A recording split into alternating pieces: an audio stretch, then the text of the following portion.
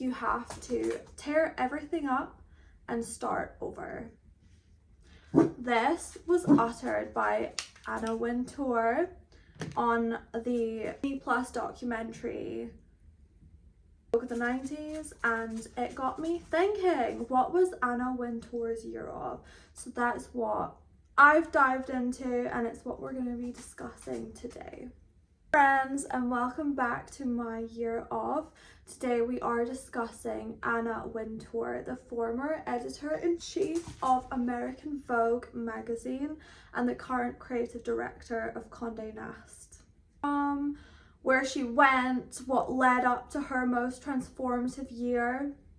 Anna was born in 1949 in London. Was born into a journalistic family. Her dad was the editor of the London Evening Standard, and she attended school in London where she rebelled against the dress code by shortening her skirts, and that is the most relatable thing I've ever heard in my life. We've all been there.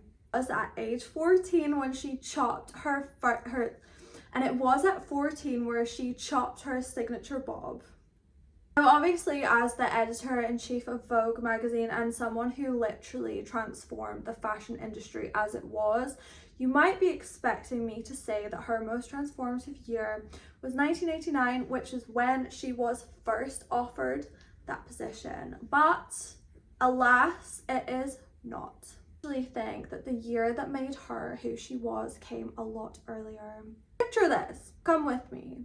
The year is 1975. Probably you guys weren't there, I wasn't there, but she was there, and she was 25 years old working at Dropout. Has been working in fashion since the age of 18 when she dropped out of college with, I believe, no qualifications.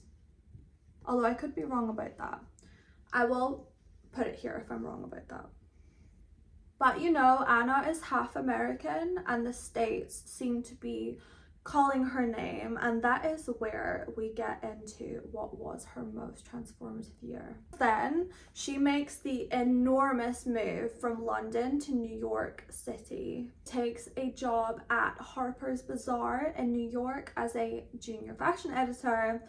Harper's Bazaar is, I don't know if you guys know, the oldest, I believe, magazine that is primarily discussing fashion, founded in the United States ever, so it's very prestigious, with a lot of these old institutions that are very established.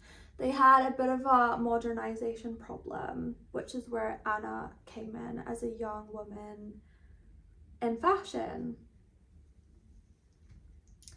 When asked why she moved to the States, Anna said that she was sick of her living in her dad's shadow. Everybody would always ask about her dad, who was the editor of the Evening Standard. Also the discussion around like heritage and class here. It's a very elitist society in the United Kingdom, and I think she got a bit sick of that. I mean, who wouldn't? So yeah, she moves. She starts working as a junior fashion editor here at this magazine, founded in the 1800s. But it didn't take long for things to start going down the tubes for Anna, unfortunately. You see, being this young woman in fashion, this college dropout, she didn't have any formal education in terms of fashion. It was just kind of her own creativity and mind that she used and made her such a legend. She was kind of seen as problematic and disobedient, insubordinate even. And you know what, guys, on a side note, this is a tale as old as time for strong women. And she was ultimately fired from this position in 1975 from Harper's Bazaar. So imagine that you're 1,000 miles away from home, and everybody that you know, any support system in New York, a city you don't know very well. She'd only worked at Harper's Bazaar for about 9 months. How scary, you know what I mean? Like, that would be so genuinely terrifying. But rather than dwell on it and blame herself and think, oh, woe is me, like, poor me, it's not fair that I've been fired, it's not fair that, you know, people don't see like that they need to modernize, like I'm telling them they need to and they don't listen to me, oh, what a shame, it's so sad to be me. No, she got right back on the horse, looked for jobs, was applying rapidly, as you would if you'd just been fired and you needed to pay rent in New York City and didn't have any family around you.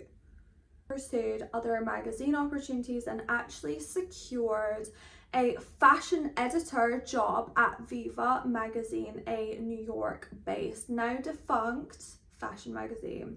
So not only did she get a job, she actually got a better job by just looking and being fired. Has said herself that every single person on the planet should be fired at least once. It's a great character building experience. You know, the thing about Anna is how she handled it too. She didn't kind of, I think, like if you would get fired, you might start to question whether you actually can trust your judgment and your initiative. I think you'd struggle with that, but Anna actually doubled down on her conviction, which is what makes her so amazing and what made this year so transformative. She doubled down on her avant-garde creative approach.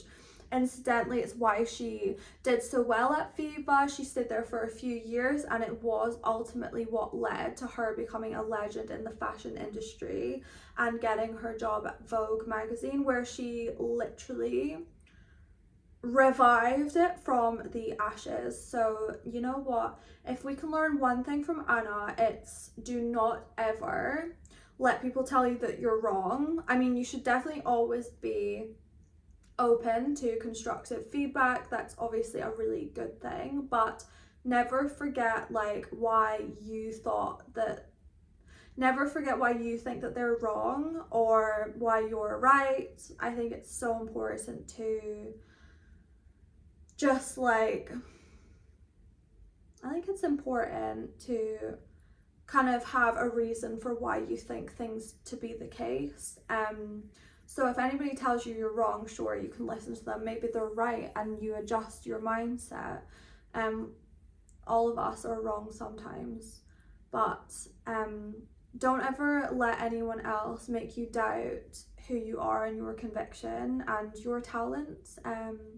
Don't forget there are a lot of people out there that are really like old-fashioned, rigid, not open-minded at all, not moving with the times, and in fact that really makes up the bulk of people, particularly in the workplace. Anna did say that had she not been fired, she would have never got the opportunities that she went on to get. So go out there and get yourselves fired.